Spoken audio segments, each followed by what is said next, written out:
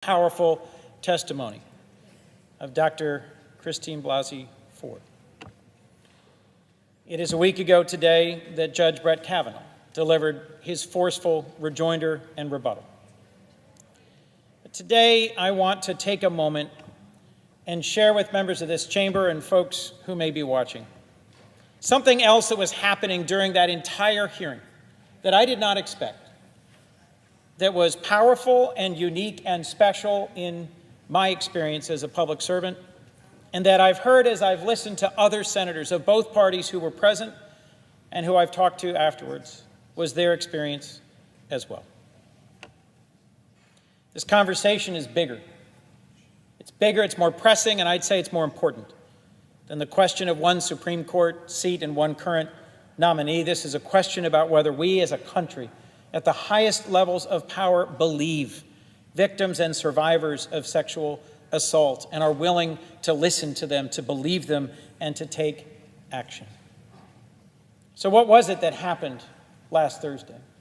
As I tried to pay attention to the remarkable testimony of Dr. Ford, my phone was blowing up.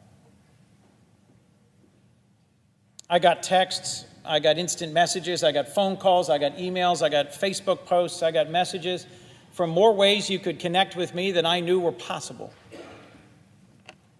And these were stories, powerful stories. Stories that friends of mine, people I've known for years or decades, people I barely know or people I hope to get to meet, they were sharing with me stories of assault. They were told by classmates, neighbors, friends, constituents, people who had carried these burdens alone for years. These stories are difficult to hear, but important that they be heard. It is important to understanding why survivors stay silent. And it's important to understanding why we, as a body and a nation, must get this moment right. They're important to understanding why the president and others are wrong when they say that if a victim's allegations are true, she would have filed a report or come forward decades ago.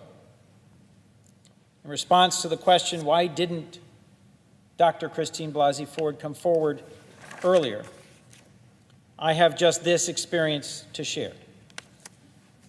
That the texts and emails, the conversations in person and over the phone with friends I've known for so long and friends I've just met make it powerfully clear to me that the many ways in which assault and violation happens in our country between people have as many different reasons why they hide them, carry them, and keep them in darkness, in quiet, and in shame. And each one of those stories reminds me even more powerfully of the reasons we must demonstrate that they are heard. One friend from Delaware, a cancer survivor, someone I've spoken about on this floor before because of her survival of a nearly life-ending cancer, she confided in me she was terrorized and raped as a small child. Living with the effects of that experience, she said, has been way harder than cancer. She said to me, early childhood trauma can be murky and difficult to describe and doesn't lend itself easily to a courtroom narrative understanding. And she is right. A male friend, someone I know from high school, shared with me an experience he had during a spring break trip. Shared how on a biology field trip to Mexico, when he sought help from the trip organizer after snorkeling fins blistering his ankles, after administering first aid in the hotel room, he was assaulted. And his comment was he was too shocked to call for help and did not tell anyone for over 3 decades. You know, he is right, she is right. They are not alone. Today I want to share a few more stories shared over the last weeks by brave men and women shining light on the challenges, the fear, the shame, and the anger surrounding sexual assault. This is under the hashtag Why I Didn't Report, and I think it helps lend some understanding to the dynamics of surviving assault. Under Why I Didn't Report, I had known him for years, one victim said. Why I didn't report? Because he was sorry, because I was drunk, because I was young and ashamed and felt like I had somehow asked for it, even though I had said no and stop. Because even typing this still makes me feel it all again. Another, in response to this hashtag, said, because my counselor said they won't believe you, because you're not a pretty girl.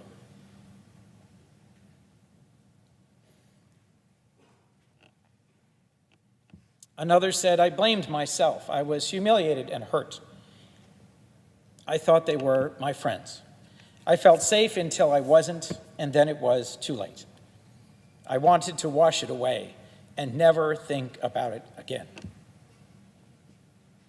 Another said, because I feel ashamed of what happened and didn't want to publicly ruin someone's life, even though they privately ruined mine. Because he was my boyfriend and I was sleeping. He told me he'd been accused of this before, and it wasn't rape because we were dating.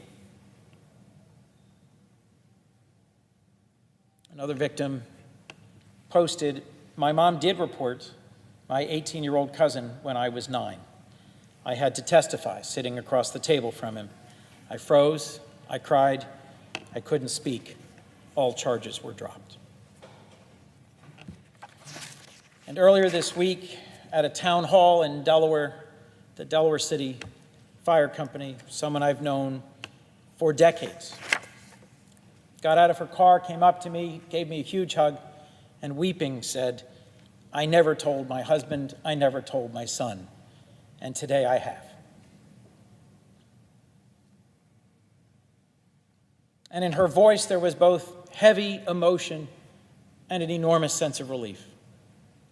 And I have to say, for me, a sense of great pain that I was wishing I could do nothing except sit and listen, to honor her story, to provide some sense of comfort and support and recognition, and yet had to move on to the town hall after a few moments.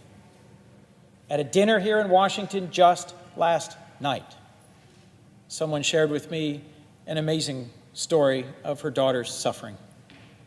And to hear a story of that power and pain in the midst of a social setting is both wonderful in that they are trusting with a story that they have held on to for so long, and terrible in that it is a reminder of the ways in which we speak to each other of surviving assault in hushed tones and in dark corners and on the internet and anonymously. Whatever comes out of this week, whatever comes out of the proceedings of this floor today and tomorrow and this weekend, we must listen and recognize that hundreds of thousands of American women and men have been victims, are victims, will be victims of sexual assault.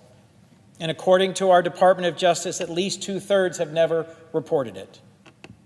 There is an ocean of pain in this nation not yet fully heard, not yet appropriately resolved, not yet fully addressed. And everyone within earshot of my voice, the women and men in this chamber, staff, journalists, colleagues, friends, members of the public, those who think Brett Kavanaugh should be a Supreme Court justice and those who do not,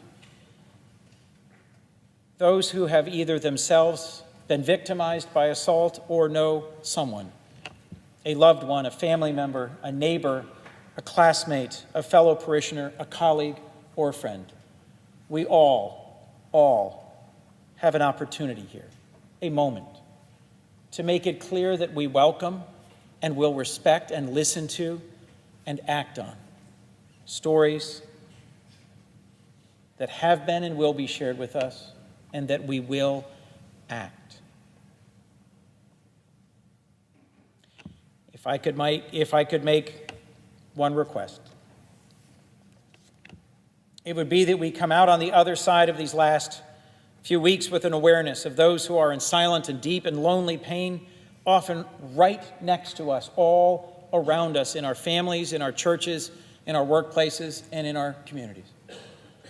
And that we give them the listening, the understanding, and the embrace to help them heal. You know, in today's hyper-partisan environment where we are quick to question motives of others and search for any excuse to discredit or devalue and doubt, I also wanted to add one small but I think important point. Every victim who's spoken to me in the past week, they were not looking for anything. They were not looking for a settlement. They were not looking for some lawsuit. They were simply looking for acknowledgement. They were looking to share something they've carried too long alone. They just wanted to be heard. Our country is watching.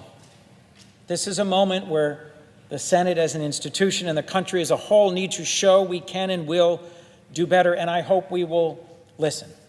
That we will listen as we continue to move forward important legislation. The Violence Against Women Act, which my predecessor, then Senator Biden, helped champion in a bipartisan way over several Congresses. The Victims Against Child Abuse Act, which even now I'm working with a bipartisan team to try and get through this chamber to be reauthorized. There are many more things we can and should do to work to combat sexual abuse, sexual assault, and to help prevent and heal. But what I most wanted to say today, to the friends and the acquaintances, to my constituents and my community, to my nation and the world that may well be watching this moment in the United States, to those whose stories I have just shared and whose stories I have just heard.